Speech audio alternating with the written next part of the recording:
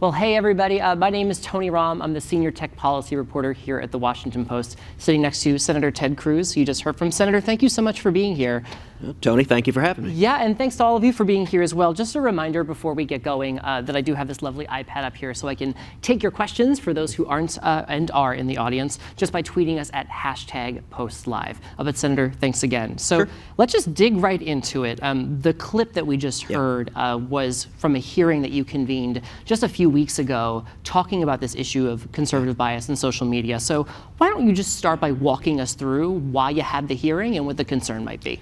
Well, sure. A couple months ago, I chaired a hearing. I chaired the Constitution Subcommittee of the Senate Judiciary Committee, and the topic of the hearing was political censorship and bias in social media. And I will tell you, as I've traveled the state of Texas, as I've traveled the country, this is a concern I hear from Texans, from Americans all across this country, that the power being amassed in a handful of big tech media companies is a level of power really unprecedented in our political discourse. If you look at the power that Google and Facebook and Twitter have, it is power that William Randolph Hearst, at the height of yellow journalism, could never have imagined. We have right now, in terms of the political discussion, roughly 70% of Americans are getting their news from social media. For young people, roughly 95% are going to YouTube regularly. This is the source of information, and there are consistent patterns being demonstrated of political bias. Now, that being said, the immediate response is, well, prove it. What's the evidence? And that actually underscores part of the problem. There's no transparency whatsoever in terms of the extent of the bias or lack thereof. So at the hearing, for example, we talked about lots of different specific anecdotes. We talked about, for example, I asked Twitter's representative if Twitter considered Mother Teresa to be hate speech. And I put up a tweet that the Susan B. Anthony list had sent out that had a picture of Mother Teresa and a quote from Mother Teresa where she said that abortion is profoundly anti-women. And Twitter initially blocked that tweet. They ultimately allowed it to go, but they initially blocked it. And I asked the Twitter representative, is this hate speech? I couldn't get a straight answer. They couldn't answer that definitively. And we've seen instances, for example, Martha Blackburn, when she announced her campaign for Senate. Now, she's a sitting member of Congress. She's running for Senate. She obviously got elected to Senate from Tennessee. Twitter blocked her announcement video, again on the question of abortion, because presumably they disagreed with what she was saying. And what is so pernicious about this, if you have a media outlet that is skewed right or left, you can tell. You can read it and say, okay, I don't agree with these folks or those folks. What's pernicious about social media is the ability to block things invisibly, so that if your view is disfavored, you can put out a post, you can put out a tweet, and it simply fades into the ether, and you have no idea how many of your viewers, if any, are seeing what you say. And likewise, the ability to collate your feed so that you only see the input these companies want. I think it's a problem. It is a collection of power over our political discourse that to me is deeply troubling. Yeah, we'll unpack some of these specific examples and the evidence that you brought up there. But I guess if there's one thing that maybe unites Democrats and Republicans right now, it's this feeling that some of these tech companies, some of these social media companies are black boxes. Absolutely, yes. And it was, we saw Mark Zuckerberg come and testify in the Senate, and it was, a joint hearing of Judiciary and Commerce. I serve on both committees, actually, but it was, massive. I think there were like 45 senators, which was a complete mess. Anytime you have 45 senators trying to ask questions, it's not going to go well. But, it should have been ominous that of those 40-some-odd senators sitting there, virtually every single senator asking question, both Republican and Democrat, were deeply, deeply skeptical of the practices of Facebook. That ought to be a real warning sign that degree of unaccountable power. We just saw one of Facebook's founders come out and write a long op-ed saying this is too much power and Facebook needs to be broken up. And I do think there's concern across the political spectrum on this. Do you think Facebook should be broken up? I think there's a very good argument for it. As you know, Elizabeth Warren tried to buy ads on Facebook, arguing that Facebook should be broken up under the antitrust laws. And Facebook blocked her ads in what I would say was not exactly an exercise of judgment or wisdom. She tweeted out, she said, "This is an example of how big tech has too much power." And I did something I've never done before. I retweeted Elizabeth Warren. But let me talk about an area where you all don't agree, which is this issue of political bias, right? There are a lot of Democrats who expressed this concern at the hearing that you chaired a few weeks ago, saying that they thought it was somewhat invented. And even folks on the right have asked this question as to whether there is, in fact, serious evidence of systemic bias at some of these companies, top to bottom bias, seeking to limit the reach of conservatives. Just to read you a quote, the Americans for Prosperity, which is definitely not on the left side of things, said that the claims that some Republicans were making are, quote, not only unfounded, but create a dangerous public narrative. So let me just put it to you. Is there evidence of systemic conservative bias at these companies? Look, I will readily concede that we are arguing by anecdote. And for anyone making public policy, argument by anecdote is very unsatisfying. It's not the way to do it. But there's a reason we're arguing by anecdote, because nobody has the data other than these big tech companies. So, for example, when I put the Mother Teresa quote, and I put up a whole bunch of examples of Susan B. Anthony pro-life quotes that were put out and that Twitter had suppressed, I said, okay, have you ever suppressed anyone on the other side of the debate? Have you ever suppressed anyone sending a pro-choice tweet? They won't give an answer to that. Blackburn, her announcement video, I said, okay, have you ever suppressed any Democratic candidates' announcement video or videos from any Democratic candidate? They won't answer that. Nobody knows. So when Zuckerberg testified, I sent about 640 questions, written questions to Facebook as a follow-up. Somewhere, a whole bunch of law firm associates billed a ton of hours coming out of that hearing. But I asked all sorts of objective questions. I asked, for example, in 2016, how many posts from Republican office holders did you block? How many posts from Democratic office holders did you block? Now, that's an objective answer. And if the data came out that they blocked 3,205 from Republicans and 2,907 from Democrats, those data might actually go towards exonerating them and saying there's not a pattern of political bias. If, on the other hand, it turns out it was 10,000 posts from Republicans and 3 from Democrats, that would raise serious questions. And the maddening thing is the answer that Facebook basically gave to all these questions was go jump in a lake. We're not going to tell you. We're not going to answer. So what do you do from here? What is the next step? So there are a number of things. One of it is focusing on the scope of the problem. And that's what that initial hearing was designed to do. That's what I tried to do at the Zuckerberg hearing. And it's what we're doing a follow-up hearing with Google. That'll be the focus there as well. Specifically with Google? Yes. The remedy, I will readily admit, is complicated. If there is, in fact, a pattern of political bias, and listen, Zuckerberg admitted that Silicon Valley is, I think his phrase was, overwhelmingly liberal. Facebook said they have 15,000 people engaged in nothing but content review, that they're reviewing content and deciding which posts to allow and which posts to block. Now, those are a ton of people. So I asked, all right, of these 15,000 people, how many of them have ever contributed to a Democrat? How many of them have ever contributed to a Republican? Those are objective data. If there was anything resembling political balance, those data might exonerate them. They refused to answer that. So what do we do about it? That was the question you asked. Listen, everyone agrees a federal speech police would be a terrible idea. No one wants to see the federal government engaged in this. But there are at least 3 potential remedies that I think we should think about. The first concerns Section 230 of the Communications Decency Act. Under Section 230, big tech companies have a special immunity from liability that nobody else gets. The Washington Post, if the Washington Post libels someone, the Washington Post can be sued.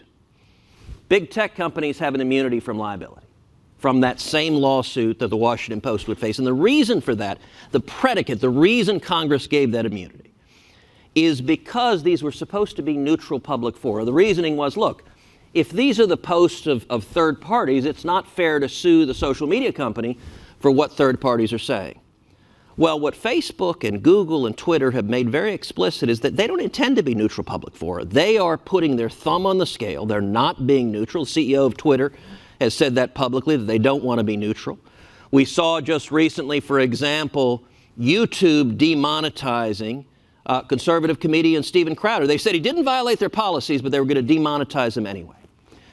It strikes me that if they're going to be partisan gatekeepers, that there's no reason that the big tech media companies should have a special immunity from liability. Nobody else does. Well, let me just stop you there for a second, Sure. since you brought up Steven Crowder, because that's been in the news quite a lot recently. So you don't think that YouTube should have taken action against Crowder? Absolutely not. I mean, just to give folks here a sense as to what had happened with Crowder, Crowder was a comedian and also a conservative pundit. He was attacking a Vox reporter and at times had called him, quote, an angry little queer, quote, Mr. Gay Vox. At one point, he was wearing a shirt that said socialism is for a homophobic epithet. You think that should have been allowed to stay on YouTube? Look, insults are included in free speech. And if someone doesn't like what someone is saying, the response is respond to them and push back.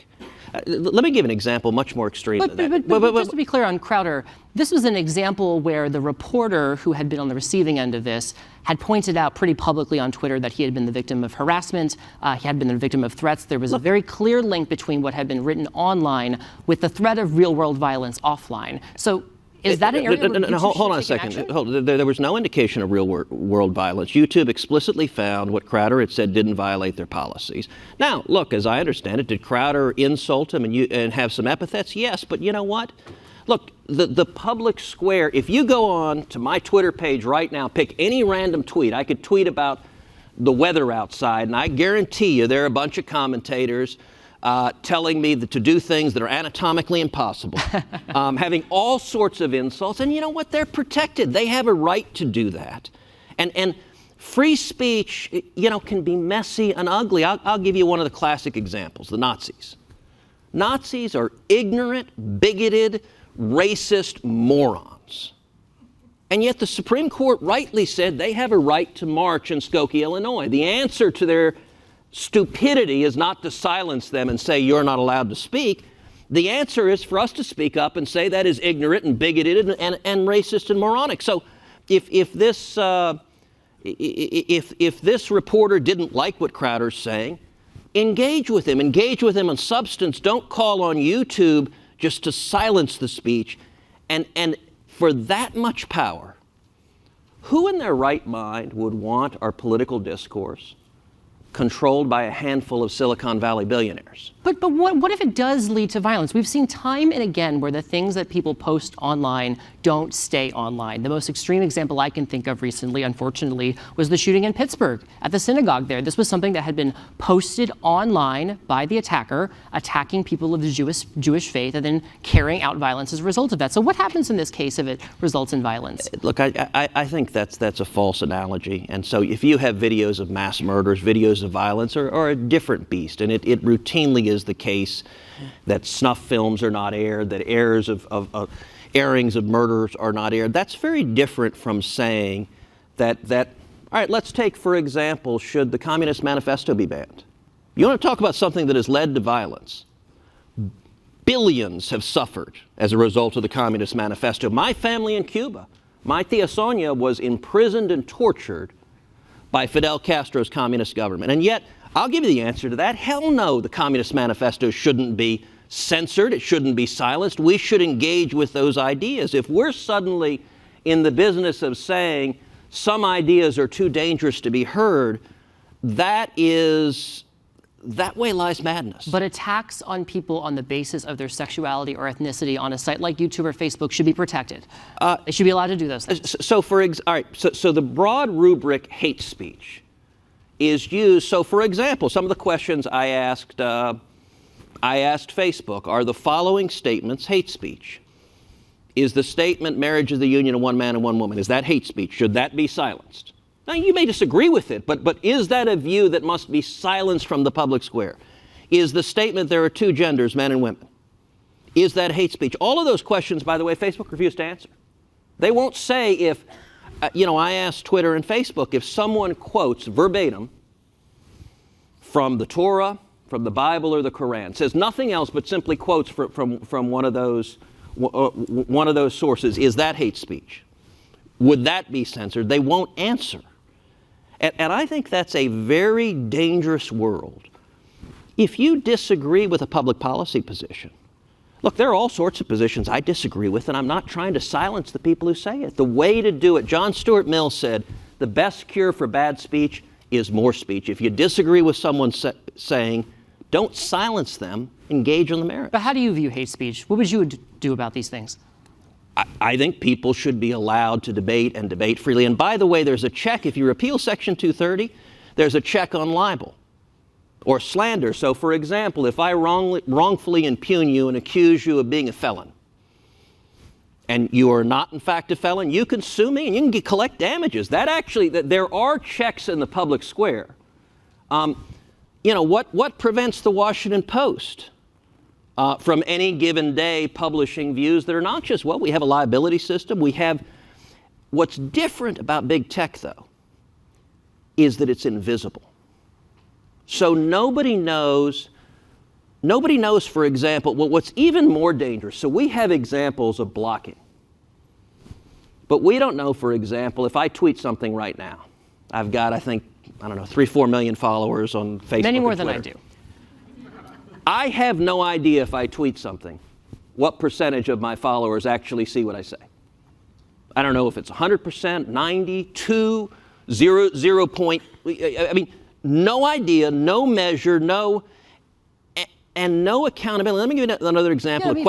Folks understand the black box argument. What I'm trying to get at is where the line should be. Okay. At what point can a company step in and say something that somebody has posted, a video, a tweet, otherwise, is causing or threatens to cause them harm? They can take that sort of thing down, and they won't take a whole lot of political heat for having done so. The beauty of it is we have a common law system that has existed for years, so a direct threat of violence can be called down.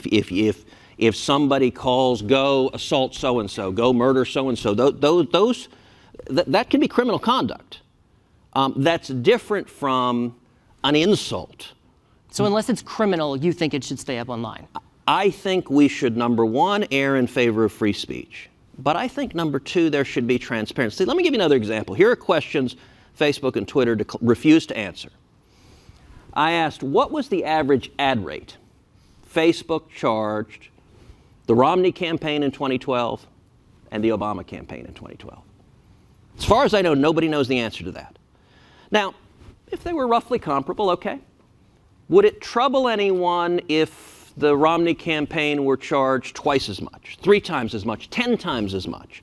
Or, by the way, on the flip side, suppose Facebook were to decide we like Republicans. By the way, NBC couldn't do that. They couldn't say we'll run Republican ads for free, but we won't run Democratic ads. There's absolutely zero accountability on the political bias of these companies, and they simply say, trust us. And even if you agree with their politics, that kind of unchecked power should trouble you. Yeah, speaking of the election, let's actually turn to something that happened, another thing that happened a few weeks ago, which is this fake video of Speaker Pelosi that had circulated online. For those who maybe missed the story, this was a very heavily doctored video of the speaker that was slowed down to make her look like she was inebriated when she was speaking. And so it proliferated, some sites took it down, Facebook ultimately chose to leave it up. Should they have left it up? Look, at the end of the day, I don't know. As I understand it, there was some private citizen who did this, who had his identity revealed by reporters, and he was subject to a lot of harassment.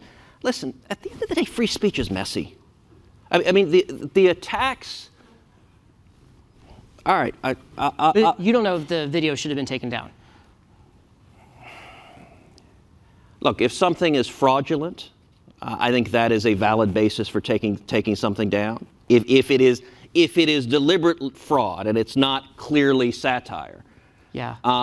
But there's a difference between fraud and not liking what's being said. And there's a great deal of subjective decision making with no transparency in terms of what's happening. to your point about fraud and knowing things are falsehoods and taking them down, how then do you address something like Alex Jones?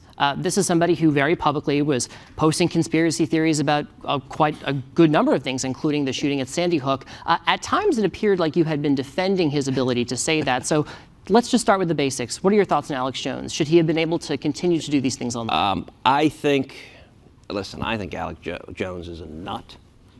I don't listen to the guy. I don't know what he has to say. But I also don't like that a handful of Silicon Valley billionaires suddenly decided this voice shall be silenced. We, the Star Chamber, have spoken, and his listeners have no right to hear him. Now, part of the reason I spoke out in support of Alex Jones is because he's been a son of a bitch to me.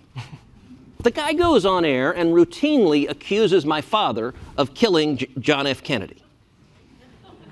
For the record, he didn't do it, but my dad did take out Jimmy Hoffa. I apologize for that.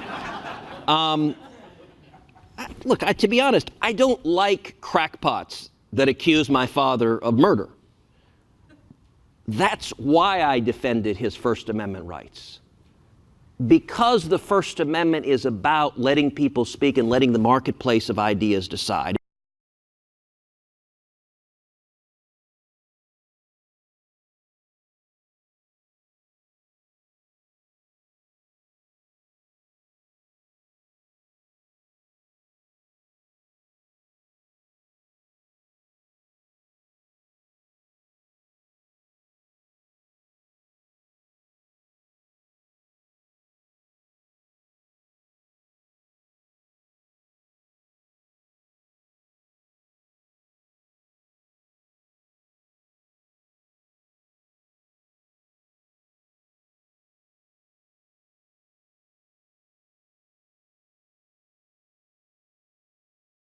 Invisible. But Senator, this was an example of somebody who has a very large following that had been enabled in some ways by the social media platforms that later banned him to spread those falsehoods.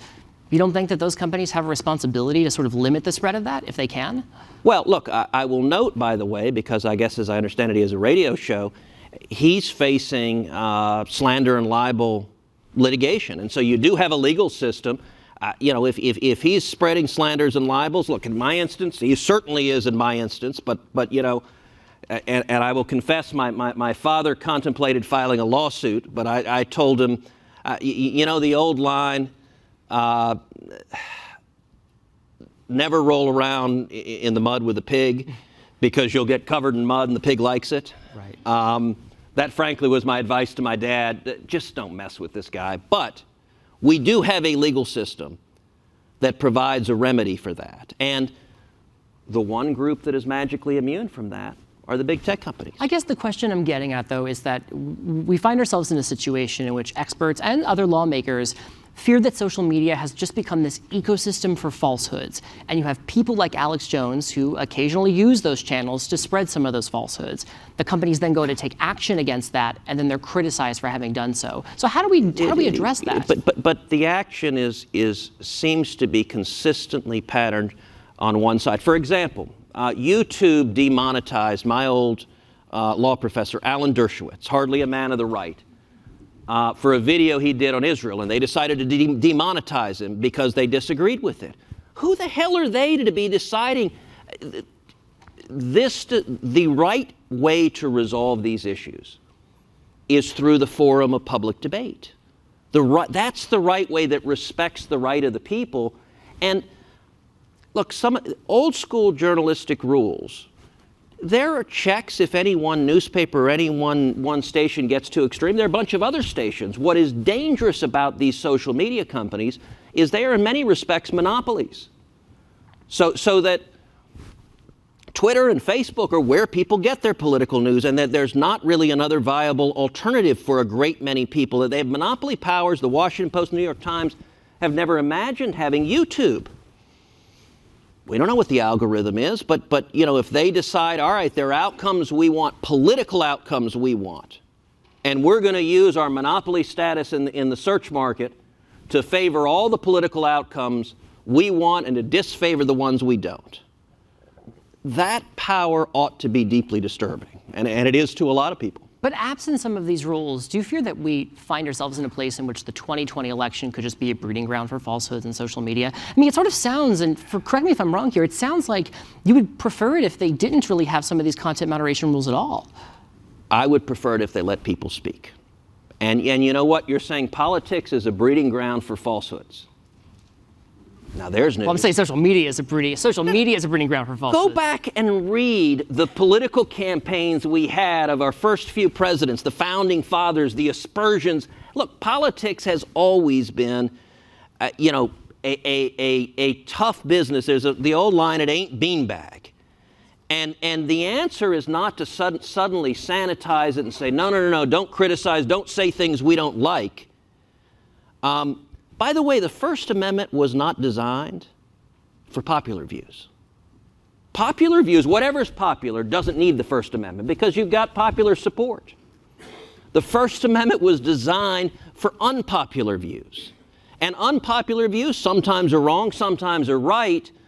But how do you want to answer that? Do you want a handful of billionaires making those decisions, or do you want the public square debates, the merits, the ideas making those, and even scurrilous lies? The best way to respond to scurrilous lies is address them and shine light on them. Don't simply try to silence anything you disagree. But we've never had a moment in time like now, right, where somebody can post one tweet on Twitter and that thing can go viral and it could occupy conversation for weeks to follow, right? And I guess the question I'm trying to get at is, with the power and the reach of social media, what rules should there be in place at all? It just feels to me like you don't think that there should be any sorts of guardrails on these companies, within the companies, with respect to like the rules that they apply to what should be allowed and what shouldn't be. Look, Congress shall make no law abridging the freedom. But we're talking about the companies, not Congress. I understand Congress. But hold on, the First Amendment means something. And by the way, most of the world doesn't embrace the First Amendment. What we have in the United States is wonderful and special and unique. That the government doesn't engage, it doesn't engage in prior restraint, it doesn't engage in censorship, even obnoxious anti-government views. A whole lot of the world, you go to China and try to explain the oppression of the communist government. You go to China and talk about the Dalai Lama. See what happens there. Much of the globe you are not allowed to express dissenting views. And even your example, gosh, we live in a world where one person can send a tweet and can ricochet around the world. Wonderful. What a wonderful democratization of views. By the way, we've seen revolutions fueled by that. As protesters send around tweets, what's one of the first things that tyrannies try to do if they have the people engaging in unrest, whether it is Iran, whether it is China or elsewhere, is silence social media. Don't let them speak. We've got 7 billion people on planet Earth. Let all 7 billion speak. Right, but we've also seen social media be used for genocide in Myanmar. We've seen social media become weaponized by Russian agents who want to spread disinformation during the 2016 election. It just sort of feels like these companies don't have those guardrails in place, and they aren't the ones enforcing them, that we're asking for some of these bad things to happen. Look, when you're dealing with outright fraud by nation states and governments, I think that you can certainly take steps to deal with that. Fraudulent accounts of people who don't exist. But many of these examples that we've looked at are real people we know exist. They're expressing views. They just don't happen to be the politically favored views by the censors. A lot of this debate is red herrings. Well, what about the Russians? What about Americans who we know are Americans who are expressing views? We should not be silencing the views of Americans who are expressing their thoughts. Let's talk a little bit about the regulatory side of things. You had mentioned antitrust a little bit. The conversation in Washington right now is that the Justice Department and the Federal Trade Commission have split up oversight of some of the big tech companies. What would you like to see the FTC and the DOJ do here in the space? So listen, I'm glad the public reporting has been that DOJ is looking at Google, that the FTC is looking at Facebook. I'm glad that they are. By any measure, those companies are larger.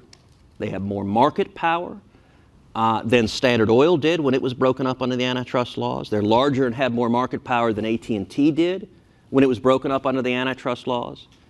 And in particular, if one is using a monopoly to engage in politically biased censorship, I think there's a very good argument that runs afoul of the antitrust laws. And now look, Is it complicated? Yes. Is that a different manifestation than the Sherman Act was adopted to address? Unquestionably, but it was adopted to address the abuse of monopoly power. And the abuse of monopoly power has different manifestations in different times and eras. And so what Standard Oil is doing is different from what Google's doing, but both enjoyed massive monopoly power and were using it in ways that were contrary to law. By the way, there's a third potential avenue, which is for remedy, and it's one that sounds in either fraud or breach of contract, and framed really simply. It's the typical user on Twitter or Facebook. If you sign up, you assume that if you follow somebody, you're going to see what they tweet, you're going to see what they post. If somebody follows you, they're going to see what you tweet or you post. That's the implied contract the users have. What is really pernicious is the practice of shadow banning. Shadow banning is where these social media companies simply shrink the number of people that hear a post, and they do it silently so that nobody knows it's happened. Now, there have been whistleblowers from Twitter who have alleged this. Actually, the company, to be clear, has said it does not engage in this practice. It did, and then in the same breath, the witness said at the hearing, does Twitter restrict the number of viewers on some posts, shrink the number of viewers? Answer, yes. Do you tell the people posting you've shrunk the number of viewers who are getting their post? Answer, no. Well, that is shadow banning. So yes, they said the top line headline, we don't engage in shadow banning, and then they admitted to the exact conduct at issue. And that, the throttling. So I've met with multiple officials throughout the administration seeking at the first step just some basic transparency. Just provide the data of what's going on. How many people are being blocked? By the way, they have these data. These are not hard to find out. These are objective data. So how many tweets did Twitter block last year? They know, and nobody else in this room knows. And I will say it is a little bit concerning that not many in the media seem worried about that. You know, it used to be that journalists like the idea of speaking truth to power. Well, there's a whole lot of power right now. And you don't get a lot of journalists speaking out. I don't know of any journalist that I saw that spoke out in favor of Alex Jones. Now, look, he's a kook, but then let's go to Steven Crowder, who's less kooky than Jones. You didn't see a lot of people speaking out for him.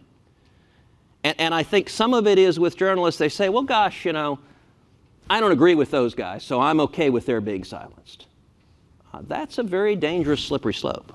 I don't speak for journalists or profess to speak for journalists, but I think the question was why folks like that can attack and spread falsehoods and seem to get away with it in these social media platforms, which is sort of the heart of our conversation. But insults and attacks? That threatened the families of a shooting, that threatened a reporter's life. But look, there's no allegation that Steven Crowder threatened anybody. That's not an allegation. YouTube explicitly concluded you did not violate our policies, but we're demonetizing you anyway. By the way, how's that for an Orwellian term? You are demonetized. Think about that from your job. If your boss calls you and, hey, today I'm demonetizing you.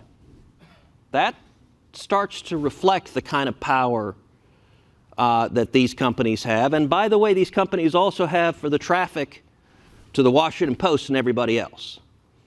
Should Google be broken up? I think there's a very good argument for it. How you do it is complicated. I'm not purporting to have the answers on the remedy. I am saying this is a serious problem, and we should understand just how widespread it is. And so the first step, look, I would encourage folks who are interested, take a look at the questions that I asked Facebook. I mean, it was over 600 questions that were detailed questions about how many people have you blocked, in what circumstances do you block, which statements are deemed objectionable, and they don't answer it, which means there are no objective standards other than just unchecked and unregulated power. You talked a little bit about Section 230. How do you plan to proceed on Section 230?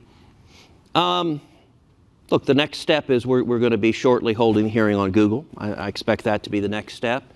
And then we'll move forward. I think there are a number of legislators. I've had conversations with a number of senators, both Republican and Democrat, who are concerned about this and who are looking at different levers to address political censorship. And so I expect to continue working creatively to address it.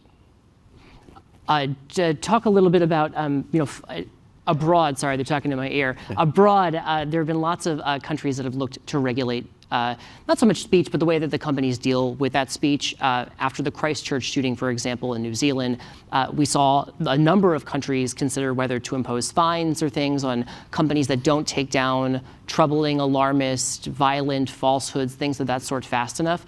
Should the U.S. consider such a thing? No, we shouldn't have the government. Look, there are lots of countries that have a long tradition antithetical to the First Amendment. We shouldn't have the government silencing views. The right response to hate speech is responding with truth. You take another example, the Klan. The Klan and white supremacists are idiots. Now, I have to point out some of that. I remember there's some Klan moron or something that was saying something, and I said so pretty loudly, and I remember there was one, I think it was a New York Times reporter, who said both Marco Rubio and I both criticized whoever this, I forget the circumstances, but it was some Klan something or other. And this New York Times reporter said, Cruz and Rubio are positioning for the 2020 campaign. And I couldn't help but tweet back, and I said, yeah, it's got to be political positioning because, the Klan has such love for Cuban Americans. The response to bigotry and hatred is not silencing. It is not treating it. That's a response of weakness. That's a response of fear. The response to it is speaking the truth to it. But that stuff often tends to drown out the truth that you're talking about. Does it? It appears to be the case on social media. Do you not so think it's your view the Klan is drowning out the truth in America today? That's not what I said, Senator. You said those views tend to drown out the truth? No, the Klan's views are idiotic, and I think the overwhelming supermajority of Americans recognize that. That's an example of stupid, bigoted views being responded to with truth and being repudiated. But you think good speech will always win out in the absence of strong rules by these social media? I think it is the best check, and I trust it more than I trust authoritarian power brokers, whether it is the government censoring or a handful of Silicon Valley billionaires. Look, no system is perfect, but the marketplace of ideas, the ability to contest ideas, is much better than, Winston Churchill famously said, democracy is the worst form of government known to man, except for every other. The same is true on free speech. Look, free speech is not perfect. Some bad things will get said, but it's much better than empowering anybody to be a dictator over what's allowed to be spoken. On that note, we'll have to wrap, Senator. We can go for another hour or so, but I'm afraid that's all the time we have. Thanks so much to everybody for coming and for joining our third annual Free to State program. For those here to watch the full playback and for highlights, you can visit wapo.com/postlive and follow the @postlive account on Twitter to stay up to date on future events. Again, thanks everybody for coming. Thanks again, Senator. We'll talk soon. Appreciate it.